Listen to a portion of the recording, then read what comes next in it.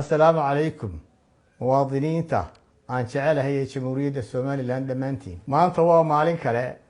oo qiimo ku leh taariikhda qarankeena waa maalin kale oo aynu gudanay waajib dastuuri inagu wada ahaa waxaan se ugu horeyn mar kale tacsi u diraya qoyska iyo qarankeena oo ka baxay madaxweynihii hore ee jamhuuriyadda Soomaaliland mudane Axmed Maxamed Maxamuud Siilaanyo maadaama uu dalku ku jiro تعسي قرن geerida madaxweynaha waxa waajib inaanay jirin wax kasta oo muujinaya damaashaad iyo dabaaldega natiijada doorashada lagu dhawaaqay taa bedelkeeda aynu u ducayno marxuumka isxasuusino taariikhdiisii dahabiga ahayd iyo qiyamkiisii fiicnaa ee uu qarankeena ku soo hogaamiyay walaalayaal waxaynu joognaa maalin aynu dhammaanteen واجب inagu tahay inuu qarankeena hor socodkiisa u midowno ma jirto annaga iyo idinka ee maanta hadalkeenu waa innaga waa muwaadiniinta qaranka jamhuuriyadda Soomaaliland oo midaysan doorashadani ma yahayn mid lagu kala sareeyo guuleystayaal iyo laga guuleystayaal waxay ahayd doorashadii walaalaynta midaynta iyo hor u dhaqaajinta qaranka jamhuuriyadda Soomaaliland dhammaanteen وأنا قوليسني قرنك الجمهورية الصوماليلاند أيا قوليستي مدحوين بيحي أيا قوليستي وشغل يسي بلارنايد دور الشضة دستورية هاي يواجب كيسي سوق رقبضا وانا كتشرو وقتي وحان مركلة مرر ضمبه ومواطن كستا وقو بشارينيه إنه فرحض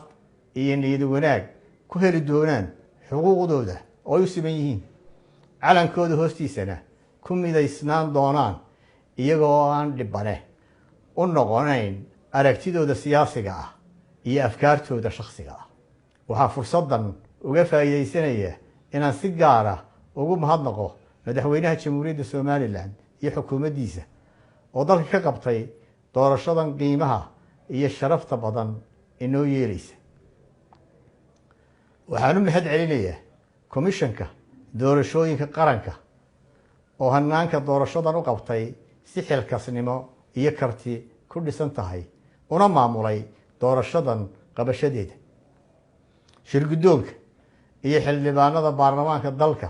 ee shuruucda lagu maamulayo doorashooyinka inoo diyaariyay waxaan u mahadnaqayaa hoggaanka dhaqanka ee ka shaqeeyay nabadda isu soo jiidka dhinacyada siyaasadda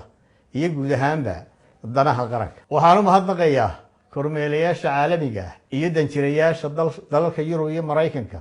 ee goobjooga ka noqday doorashadan iyo goobjoogayaasha maxalliga kana marakacay quruxdeeda iyo inay gaarsiisan tahay halbeegyada caalamiga waxaan u mahadnaqayaa madaxda iyo taageerayaasha isbahaysigii isu kaashaday in dalkan isbedel dhabdoon ka dhaco oo ugu horeeyo xisbiga ka ururkii barwaaqo ururkii talawadaad iyo ururkii shacabka waxa kale oo aan u mahadnaqayaa mas'uuliyiinta howlwadeennada iyo guud ahaanba muraaqibiinta xisbiga wadani ee ka shaqeeyay doorashadan quruxda badan waxaan u mahadnaqayaa boqolaalka kun ee muwaadiniinta ee codkooda siiyay isbedelka waxa intaas ka sii mudan oo aan u mahadnaqayaa guud ahaan muwaadiniinta qaranka jamhuuriyadda Soomaaliland ee sida ilbaxnimada iyo nabadgelyada leh ugutay waajibkooda dastuuriga ee doorashadii isku sidkanayd taasoo nabar ku noqotay nacabkeena farxadda gelisay qof kasta oo damiirkiisu fiicani farayo inuu bogaadiyo wanaagga iyo horumarka Soomaaliland walaalayaal codkiinu qiimo kuma laha cidda aad siiseen awgeed balse waxa uu qiimo ku leeyahay inuu qurxiyay dimuqraadiyadda iyo quruxda dawladnimadeena mar kale ayaa dunida u cadayseen waxay Soomaaliland tahay iyo mustaqbalka ifaya ee ay hiigsanayso walaalayaal dhammaanteen aynu isu wada cafino aynu hore u soconno aynu isu wada hambalyeeyno guusha aynu wada gaadhnay aynu wada jir u dhisno qarankeena aynu isu kaashanno sidii aynu ubadkeena mustaqbal wanaagsan ugu samayn lahayn ugu dambayn waxaan bogaadinayaa saddexda xisbi qaran ee jamhuuriyadda somalilan u soo baxay ee waddani kaah iyo kulmiye.